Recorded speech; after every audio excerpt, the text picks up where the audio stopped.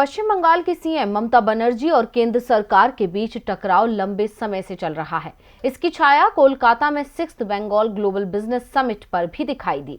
Business summit के उद्घाटन के लिए ममता बनर्जी ने पीएम मोदी को न्योता दिया था। ममता ने दावा किया था कि पीएम ने उनके न्योते को स्वीकार कर लिया है, लेकिन पीएम मोदी बिजनेस समिट में हिस्सा लेने ना तो कोलकाता गए और ना ही वर्चुअली इसमें शामिल हुए, लेकिन पीएम के करीबी जरूर ममता के साथ खड़े दिखाई दिए। गैर बीजेपी सरकारों को केंद्र की जांच एजेंसियों से सबसे ज्यादा डर लगता है, क्योंकि उनके रडार पर विपक्षी नेता और विपक्ष से करीबी दिखाने वाले उद्योगपति आ जाते हैं।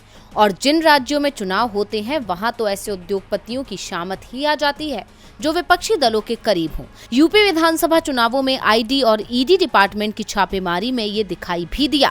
महाराष्ट्र, छत्तीसगढ़, मध्य प्रदेश, कर्नाटक सहित दूसरे राज्यों में भी ऐसे नजारे देखे गए हैं। इस बात को लेकर पश्चिम बंगाल की सीएम ममता बनर्जी ने नाराजगी जताई है। 6th Bengal global business summit के दौरान पहुंचे उद्योगपतियों से राज्य में निवेश का आह्वान करते हुए ममता ने राज्यपाल जगदीप धनखड़ से एक गुजारिश भी की। ममता ने राज्यपाल से कहा कि वो पश्चिम बंगाल सरकार का संदेश दिल्ली तक पहुंचा दें कि केंद्र की एजेंसियां उन उद्योगपतियों को परेशान ना करें जो बंगाल में निवेश करने को तैयार हैं। ममता ने कहा, महामहिम कृपया बुरा ना माने, मेरे पास पूरी इंडस्ट्री की ओर से आपके लिए एक बात है। मैं चाहती हूं कि आप दिल्ली को बताएं कि हमें केंद्र से पूरी मदद चाहिए, लेकिन दिल्ली से कह दीजिए कि एजेंसियों के जरिए उद्योगपतियों को परेशान नहीं किया जाना चाहिए। वैसे बंगाल में निवेश को लेकर जिन उद्योगपतियों ने दिलचस्पी दिखाई उसमें सबसे आगे गौतम अडानी दिखाई दे रहे हैं। बिजनेस समिट में कुल 20,000 करोड़ के निवेश का वादा किया गया, जिसमें 10,000 करोड़ का निवेश करने का ऐलान गौतम अडानी की ओर से किया गया।